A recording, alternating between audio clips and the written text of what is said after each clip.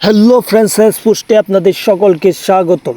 বাংলাদেশ গত রাতে শ্রীলঙ্কার বিপক্ষে দ্বিতীয় ওয়ানডে জিতেছে এবং এই ওয়ানডে সিরিজ শেষ হওয়ার পরই একদিন দুই দিন বিরতির পরে আবার শুরু হবে টি-20 সিরিজ।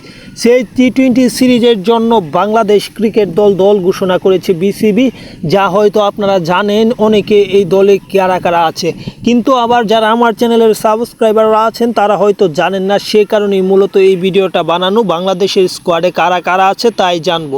বাংলাদেশের স্কোয়াডে আছে টি-20 স্কোয়াডে অধিনায়ক হিসেবে লিটন কুমার দাস, আছে তানজিদ হাসান তামিম, ওপেনার আছে পারভেজ হোসেন ইমন, তিনি ওপেনার, আছে মোহাম্মদ নাইম শেখ, তিনিও একজন ওপেনার, আরও আছে তৌহিদ হৃদয়ের মতো ক্রিকেটার, আছে Jaker Ali Anik wicket keeper, Shamim Hossain Patwary allrounder, আছে মেহেদী হাসান মিরাজ, তিনিও একজন অলরাউন্ডার, আছে রিশাদ হোসেন, তিনি হচ্ছে লেগ স্পিন অলরাউন্ডার, আছে শেখ মেহেদী হাসান, আছে নাসুম আহমেদের মতো স্পিনার, আছে যদি আমরা পেস অ্যাটাক দেখি সেখানে বড় বড় নাম আছে তাসকিন আহমেদ, মুস্তাফিজুর রহমান, আছে তানজিম হাসান সাকিব, মোহাম্মদ সাইফুদ্দিন। অনেক দিন পর অলরাউন্ডার কোঠায় সাইফুদ্দিনের জায়গা হয়েছে, তিনি একজন পেস বলার পাশাপাশি একজন অলরাউন্ডারই বলা যায় বটে।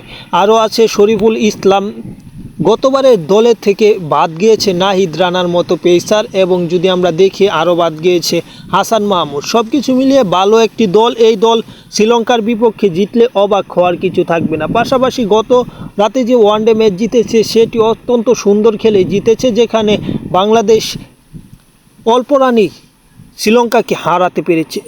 যদিও ব্যাটিং ব্যর্থতা না থাকলে রান হতে পারত 280 থেকে 300, কিন্তু বাংলাদেশের ব্যাটাররা তা করতে পারেনি।